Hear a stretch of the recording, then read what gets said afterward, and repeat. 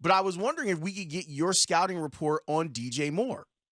Yeah, I mean, listen, I think, DJ's a superstar. I mean, the amount of Panther stuff I watched last season, the way he creates separation is really, really big-time stuff. But what you guys are seeing right now, in my opinion, with like training camp or what you saw in OTAs, right, is nothing compared to what he does when actual football starts, because he's a contested catch machine, right? He's a guy where it's, the 50-50 ball is 80-20 with DJ, in my opinion. I think he does a really good job pushing off in the right areas to where he's not going to get flagged for OPI. But I'm not going to lie, for me, I try to, in the off season, somewhat not pay attention to everything that's going on. So I knew I was going to come talk to you guys. So I'm like, okay, I got to jump on the Bears roster. And you guys look loaded to me at receiver and tight end, especially because I think the Tunyon kid's a good player. So I think there's a lot of guys that you guys have added between DJ and then keeping other guys around that, to me, I think Fields' expectations should be really high in terms of what he's going to do efficiency-wise, because I think he's got a lot of guys now that can go make contested catches but also create separation when we need them to, which, again, not that they weren't doing it last season, but I do think anytime you have more weapons, it just stresses the defense more and more every time they start thinking about, hey, how are we going to match up with these guys on, 3rd and 6, and we're trying to bring pressure and then play man behind it. I've been dying to ask you this question, Tim. And it has to do with the relationship between a quarterback and a true number one receiver. Yeah. And where the line is drawn, this is where my mind keeps going. On the one hand, you love the trust, and you love the Devontae Adams, Aaron Rodgers unspoken connection of saying, yeah, this guy's covered, but not really. I can throw him open. He knows I can put it up here. How do you balance that trust and that confidence in that guy with also trusting the construction of the play? Where, yeah, you might get a positive result throwing to your guy and letting him go make a play on the ball, but you might get a better result going to your next progression and waiting for the tight end to open in the seam. How do you balance those two things? Well, it's a great question. What I would tell you, it's all about down distance, right? It's all about scenario, and then it's all about what coverage we have. So here's a great example of it. The first time I ever came on with you guys, we talked a lot about how the Bears were doing some mirrored concepts, right? Where they have the same concept on both sides, and it's more of, hey, a leverage thing. Then we're going to see what kind of leverage we have. Then we're going to see personnel. To me, those remain the same of you're going to read those out based on leverage and personnel, right? That doesn't change the fact that you have a number one receiver. What changes for me is it's hey, we're in 3-by-1, right? 3 receivers to our right, a single receiver backside. That single receiver now is DJ Moore, correct? So we have our 3 receivers on the front side, and we've got to cover 3 beater. And Justin Fields is looking at it, and he's like, I really can't tell if this is 3 or if they're going to trap me and they're going to kick it to cover 2. It's really hard to tell. That's when you just start coaching them of, hey, backside, we're going to go work DJ one-on-one, because regardless of what they roll to, we feel really good about his route against both those coverages. That's where it becomes really big. What Aaron Rodgers and Devontae Adams and guys like that have, or you talk about Peyton when he had, Wes Welker, those kind of things, even Peyton with Marvin Harrison, right, with the Colts before he got to Denver, those kind of things are not only the backside one-on-one, which is what I think the Bears will have with DJ and Justin this year. Year 2, year 3, year 4, year 5, right, as you start really getting in your career with somebody, that's when you're looking at each other and you're like, hey, I know what's on paper football, but this we know is going to be successful, right? And those guys start giving each other a look and getting to it. I think that would be hard, right, to get there in one off season. Could we start to see some of that late in the season? Yeah, but I think where you're going to really see this help Justin is those third and mediums where NFL defensive coordinators get so exotic in terms of, hey, they give your eyes one thing pre-snap, and then they're going to snap to something else post-snap. The fact that he can, when in doubt, work DJ backside, or, quite frankly, when in doubt, right, they put DJ as the number 3, boom, they're going to get the safety to bump over, and they're going to have to really kind of, play 2 over the top of the 3 receiver side. And then you do have the Chase Claypool kid, right, backside. So to me, it's there's so many different ways that they're going to get to it to where there's going to be an outlet for him. But in terms of DJ Moore, I really think like it's going to help him with those cloudy progressions where all of a sudden he's like, okay, listen, I'm not sure what the heck I'm getting coverage-wise, but I'm going to go ahead and just dish it to DJ on this route that he has. Yeah, the play that I think we talked to Matt Bowen about, he called it X glance, which was sometimes just the simplest backside slant, and people were like, how is that so open, or why is there so much space? And it's just because of the subtlety of the timing out of that 3-by-1. Like, that has me salivating thinking about the Bears actually doing some of that. Yeah, I mean, the reason I think he's probably bringing up glance is because the reality is you're not going to see that much. You're going to see a lot of 3 because people are going to have to load up the box because let's not forget what Justin was doing at the end of the year with his legs, right? So it's like if you have that corner off and you have a free safety in the middle of the field, your strong safety's in the box to the 3-receiver side, like you're going to be able to rip glance all day. Right, I think the Bears also will dress it up with like a little play action, right, to try to hold the will linebacker in the box, and the will is just going to be the linebacker away from the 3 receivers, right, because weak side linebacker away from the strength, which is 3 receivers. And, there's a lot of stuff that they can do to do that. I think where you see DJ Moore, like, if you watch his stuff in Carolina, like where you're going to see him show up is like these daggers, like they're big, 16, 22-yard roll-in. Like PJ hit him on a ton of those against the Falcons. You're going to see him on those bench routes where you see him, he leans in for 8 yards, works up to 16 yards, and snaps it back to the corner. Like those are the things that DJ is going to be really special at. That he was special in Carolina, and then he's gonna carry it over here. And then I think like there's also like the little things that you're seeing get leaked out on Twitter, and it's not even like knowingly, or your guest, right? Your previous guest, he was talking about, hey, Justin hit the Cole Kmet right on 2 outbreaking routes on the sideline off of a rollout, right? Which to me is telling me that they're going to dress up a ton of boot action, right? And they're going to try to sneak Cole Kmet from the number 3 receiver out to the sideline. They're going to run like double post with it. And I don't know who on planet Earth could guard that if you have, a kid like Mooney in the slot taking the roof off, somebody like DJ or Chase Claypool outside holding everybody else, and then you're going to sneak your tight end.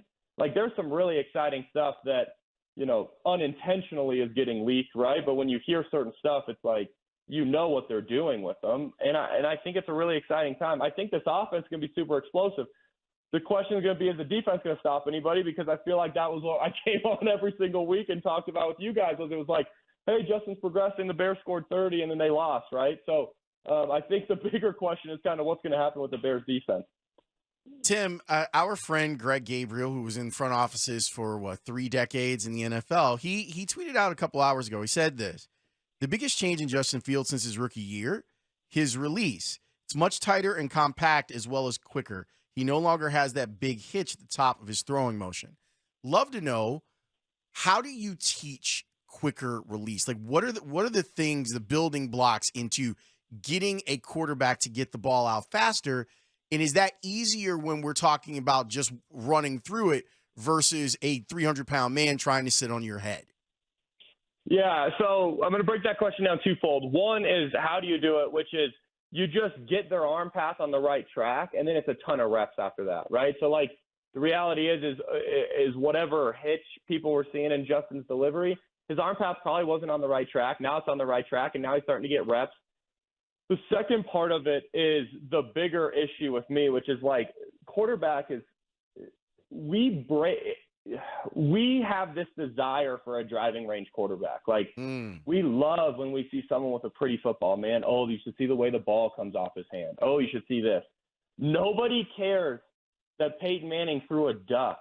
He's a Hall of Famer, right? Like there's so many things that to me it's like, I don't know if you guys play golf, right? But I have so many friends, and on the driving range, man, they are dialed. And then you get to the first tee, and they hit grandma on the porch, right? And they just push it right because it's like it's so different. So to me, it's like I never looked at Justin Fields and thought, man, this kid can't throw the ball, right? And like, granted, I'm sure he's working hard in the offseason. He's tightening things up, and those kind of things are important. Right, we've seen Tom Brady for the last decade work with the quarterback coach, and he will, after having 5 Super Bowls, 6 Super Bowls, whatever. And I think those things are important, but I do think in terms of what we're seeing from Fields is the progression mentally of, I'm starting to get really comfortable in this offense, right? Like, let's not forget what this kid went through between the pre-draft stuff and everything else that gets thrown at you. now he's like spending his off season working on actual football, right? It's not, hey, let's get ready for the underwear Olympics and see how fast we can run in, the Lucas Oil Dome, right? Like we're not doing that anymore with him. Now he actually gets to work at, hey, we're going to have a little juke route with Mooney here on 3rd and 4. Oh, I've got, DJ coming. Boom, we're going to try to hit him on the dagger backside of this play action. So to me, it's like when you see a guy start to be more efficient with the football, he starts to look like his delivery is quicker. A lot of that's just brain processing because he's in this, year 2 of this system. So, I wouldn't doubt that, hey, he's coming along from the physical standpoint.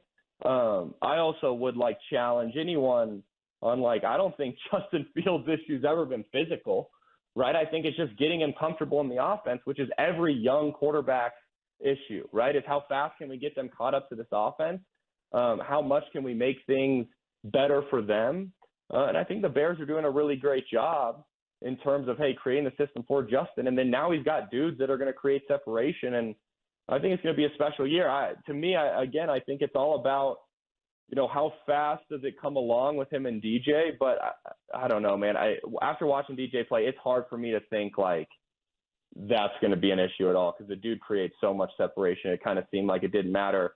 They had a revolving door at quarterbacks in Carolina for a while there, and it didn't matter. DJ was getting open and getting the football. What was your work like with P.J. Walker, the Bears' backup quarterback? What was he when you first started? What is he now? Oh, well, of course, if I was a good salesman, I'd say what he was when he started with us. He couldn't throw the ball, and now he's an NFL quarterback. But I was waiting for PJ, that. But PJ, listen, PJ, I don't know how much you guys have interacted with him yet.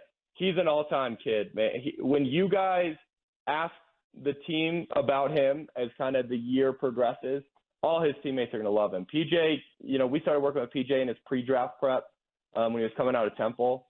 And the stuff that he's been through between, being at the Colts where he got cut, 30 different times, going to the XFL, lighting it up, and then COVID stopped it, right? And then he goes to Carolina where it's like you're grinding it out as a backup, then you're going to be a starter. They signed Cam Newton.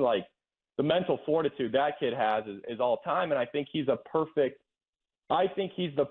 guy for what they need behind Justin, which is someone who's played a lot of football, can sit there and talk him through. PJ's football IQ is to the moon. So when he sits there and he talks, hey, Justin, be aware of this trap coverage, be aware of this. But simultaneously, PJ knows what it's like when you are the starter. So he's not sitting there, some of the younger guys that you get in the league sometimes, right, they not knowing any better create controversy or start, doing stuff in the locker room. And that's just not PJ. PJ is going to be all in behind Justin. If, anything happens to Justin, PJ will be ready. But I also think he's that kind of guy that in the locker room, man, is going to be really, really good for a young quarterback. And then he can also, he can spin the hell out of it. PJ was the first guy that I worked with when I stopped playing where I saw him throw the ball, and I was like, I'm probably never going to play again because it was just embarrassing how much slower I, could generate the spin rate compared to him. Tim, when it comes to training camp stuff, Dan and I are old, bitter football reporters. We've covered our fair share of training camps. And so we know that a lot of this is stuff that is going to be hard for us to quantify for fans as they're trying to learn about their team. What do you think is important from training camp, and is it anything that's tangible for fans? Yeah, truthfully, probably not. It depends on the fan. I think if I was going to be completely honest with you, what I would be most interested in watching the Bears is pre-snap operation. I'd love to see, is Justin Fields killing the play, right? Do we see his hand going up, kill? Is he alerting, alert? Those would be the things that I'd be really interested in because that's the next step in this offense, right? Is not getting beat pre-snap, not being like, hey, we're only going to call one thing into Justin, and if they're in cover 3 and we have a 3-beater on, we're kind of screwed and we'll let his legs figure it out. If they're at the point now where you can see in training camp, Justin giving the double cadence, right? Y20, hut, and he's looking at it, they're rolling 3, kill, and he's getting into a better play.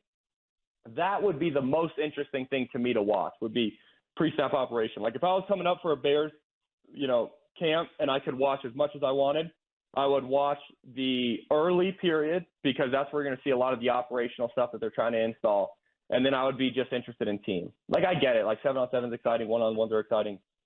But it just doesn't matter. Whatever's going on in team in terms of the looks they're trying to get to, how they're getting in and out of the huddle. Are they hitting them with tempo? Or are we starting to slow down and say, hey, we trust our quarterback to get us into the right look? Those would be super interesting things to me because that would be your actual insight into the building and where they think he is in the progression. Because if they're pushing him to get in and out of plays, they think he's progressed well beyond where we saw him week 17, week 18, right? If he isn't doing that yet, they still kind of feel like, hey, he's in that mode where we need to call in the right stuff versus him getting us into the right play.